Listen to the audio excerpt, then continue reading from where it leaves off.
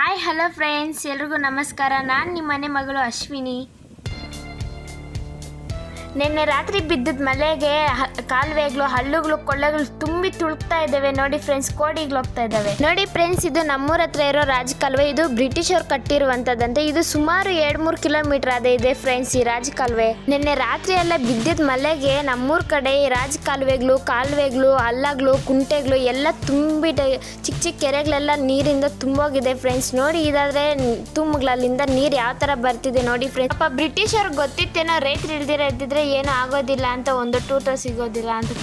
British ಅವರು ನಮ್ಮ ದೇಶದ ಸಂಪತ್ತನ್ನು ದೋಚ್ಕೊಂಡೋದ್ರೂ ಸ್ವಲ್ಪ ಒಳ್ಳೆ ಕೆಲಸಗಳನ್ನು ಕೂಡ ಮಾಡಿ ಬಿಟ್ಟು ಹೋಗಿದ್ದಾರೆ. ಈ ತರ ನೇಚರ್ ಎಲ್ಲಪ್ಪ ನೋಡ್ಬೋದು ಅಂತಂದ್ರೆ ಅಲ್ಲಿ ಕಡೆ ಫ್ರೆಂಡ್ಸ್. ನೋಡಿ, ಅಲ್ಲಿ ಕಡೆ ರಸ್ತೆಗಳೆಲ್ಲ ಯಾವ ತರ ಇದೆ ಅಂತ ಹೇಳ್ಬಿಟ್ಟು ಮಳೆ ಬಿದ್ದಿದ್ದಕ್ಕೆ ಎಲ್ಲ ನೋಡಿ ಫ್ರೆಂಡ್ಸ್. ಅಲ್ಲಿ ಕಡೆ ಎಷ್ಟೊಂದು ಚೆನ್ನಾಗಿದೆ ನೋಡಿ ಪರಿಸರ, ಆದ್ರೆ ತುಂಬಾ ಹಚ್ಚ ಹಸಿರಿನಿಂದ ಕೂಡಿದೆ ಅಲ್ವಾ. ರಾತ್ರಿ ಬಿದ್ದಿದ್ದ ಮಳೆಗೆ ನಮ್ಮ ಅಪ್ಪ ಕೆರೆ ತುಂಬೋಗಿರುತ್ತೆ ಅಂತ ಹೇಳ್ಬಿಟ್ಟು ಬಿದ್ದುಕೊಂಡು ಬೆಳಗ್ಗೆನೆ ಹೋದ್ರು ನೋಡಿ ಫ್ರೆಂಡ್ಸ್. ಹಾಗೆ ಇಲ್ಲೊಂದು ಸೇತುವೆ ಆದ್ರೆ ಇದೆ ನೋಡಿ. ಇಲ್ಲಿ ನೀರು ಯಾವ ತರ ತುಂಬ್ಕೊಂಡ್ಬಿಟ್ಟಿದೆ ಅಪ್ಪ ಅಂತಂದ್ರೆ, ಯಾಕಂದ್ರೆ ನೀರೆಲ್ಲ ಬಂದು ಇಲ್ಲೇ ಶೇಖರಣೆ ಆಗುತ್ತೆ ನೋಡಿ. ಎಲ್ಲ ತುಂಬ್ಕೊಂಡ್ಬಿಟ್ಟಿದೆ ನೀರು ನೋಡಿ ಫ್ರೆಂಡ್ಸ್. ಕಲರ್ ಯಾವ ತರ ಇದೆ ಅಂತ ಹೇಳ್ಬಿಟ್ಟು ನೋಡಿ ಫ್ರೆಂಡ್ಸ್. ಇಲ್ಲಿ 2 ತೂಮುಗಳಾದ್ರೆ ಇದೆ ನೋಡಿ. ಈ ತೂಮುಗಳಲ್ಲಿ ಕೂಡ ನೀರಾದ್ರೆ ಜೋರಾಗಿ ಬರ್ತಿದೆ. ಹಳ್ಳಿ ಕಡೆ ಮಳೆ ಬಿದ್ದಿದ್ ಮಾರನೇ ದಿನ ನೋಡೋದಿಕ್ಕೆ ಎಷ್ಟೊಂದು ಚೆನ್ನಾಗಿ ಕಾಣಿಸುತ್ತೆ ನೋಡಿ ಫ್ರೆಂಡ್ಸ್ ಪ್ರಕೃತಿ.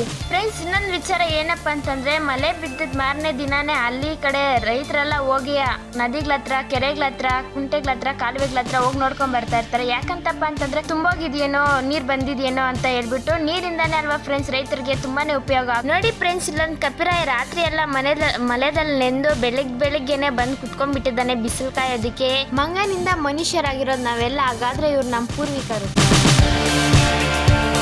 ನೋಡಿ ಫ್ರೆಂಡ್ಸ್. ಆಗಿನ ಕಾಲದಲ್ಲಿ ಮಂಟಪಗಳು ಇರ್ತಾ ಇತ್ವಲ್ಲ, ಹಾಗೆ ಇಲ್ಲಿ ಒಂದು ಮಂಟಪ ಇದೆ ನೋಡಿ ಫ್ರೆಂಡ್ಸ್. ಎಲ್ಲ ಹಾಲ್ ಬಿದ್ದೋಗಿದೆ. ಇಂತಹ ಹಳೆ ಕಾಲದ ಕಟ್ಟಡ ನಿಮ್ ಕಡೆನೂ ಇದೆಯಾ? ಇದ್ರೆ ಕಾಮೆಂಟ್ ಮಾಡಿ. ಪೂರ್ವಿಕರು ಆಗಿನ ಕಾಲದಲ್ಲಿ ಏನಕ್ಕಪ್ಪ ಇಂತಹ ಮಂಟಪಗಳನ್ನ ಕಟ್ಟಿದ್ದು ಅಂತಂದ್ರೆ, ಆಗಿನ ಕಾಲದಲ್ಲಿ ಸಾರಿಗೆ ಸೌಲಭ್ಯಗಳು ಅವ್ರಿಗೆ ಇರ್ತಿದ್ದಿಲ್ಲ. ಯಾಕಂತಂದ್ರೆ ಬೇರೆ ಊರಿಗೆ ಏನಾದ್ರು ಅವ್ರು ಹೋಗ್ಬೇಕು ಅಂತಂದ್ರೆ, ಇಲ್ಲಾಂದ್ರೆ ಬೇರೆ ಕಡೆ ಎಲ್ಲಾದ್ರೂ ಹೋಗ್ಬೇಕು ಅಂತಂದ್ರೆ ಕಾಲ್ನಡಿಗೆ ಮುಖಾಂತರ ಹೋಗ್ಬೇಕಾಗಿತ್ತು. ಅವ್ರಿಗೇನಾದ್ರು ಆಯಾಸ ಸುಸ್ತು ಏನಾದ್ರು ಆಗ್ತಿದ್ರೆ ಸ್ವಲ್ಪ ಹೊತ್ತು ವಿಶ್ರಾಂತಿ ಪಡೆದುಕೊಳ್ಳಲು ಇಂತಹ ಮಂಟಪಗಳನ್ನು ಕಟ್ಟಿದ್ರು.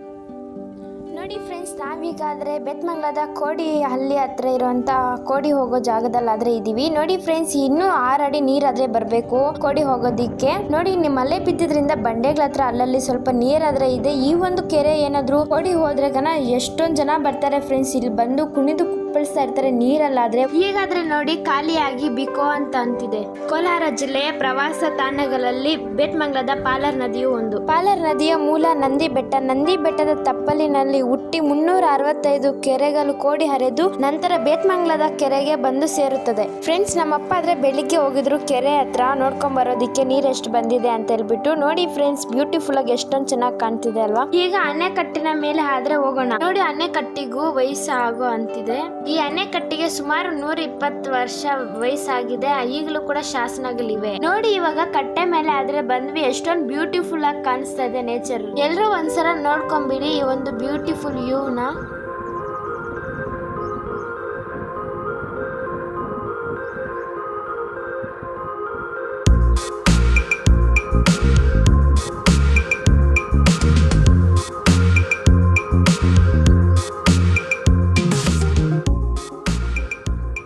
ಫ್ರೆಂಡ್ಸ್, ಈಗ ನೀವೇನು ನೋಡ್ತಾ ಇದ್ದೀರಾ, ಈ ಒಂದು ಗೋಡೆಗಳು, ಕಟ್ಟಡಗಳನ್ನ ಸಿಮೆಂಟ್ ಇಂದ ಕಟ್ಟಿರುವಂತದ್ದಲ್ಲ, ಸುಣ್ಣದ ಕಲ್ಲನ್ನು ಗಾನ ಆಡಿ ಕಟ್ಟಿರುವಂತದ್ದು. ಸಿಮೆಂಟ್ ಎಲ್ಲ ಈಗ ಬಂದಿರುವಂತದ್ದು. ಆಗಿನ ಕಾಲದ ಜನರಿಗೆ ಸಿಮೆಂಟ್ ಅನ್ನೋದೇ ಗೊತ್ತಿಲ್ಲ. ಸುಣ್ಣದ ಕಲ್ಲನ್ನು ಗಾನ ಆಡಿ ಅದರಿಂದ ಬಂದಿರುವಂತಹ ಪೌಡರ್ ಇಂದ ದೊಡ್ಡ ಕಟ್ಟಡಗಳನ್ನ, ಮನೆಗಳನ್ನ ಕಟ್ಟಿದ್ರು. ಈಗ ಇಲ್ಲಿ ನೀವು ನೋಡ್ತಿರುವಂತಹ ಗೋಡೆಗಳು, ಕಟ್ಟಡಗಳು ಶಿಥಿಲ ಸ್ಥಿತಿಯಲ್ಲಿವೆ. ಇದಕ್ಕೆ ಸಂಬಂಧಪಟ್ಟವರು ಈಗಲೇ ಎಚ್ಚೆತ್ತುಕೊಂಡು ಸರಿಪಡಿಸಿದರೆ ಚೆನ್ನಾಗಿರುತ್ತದೆ.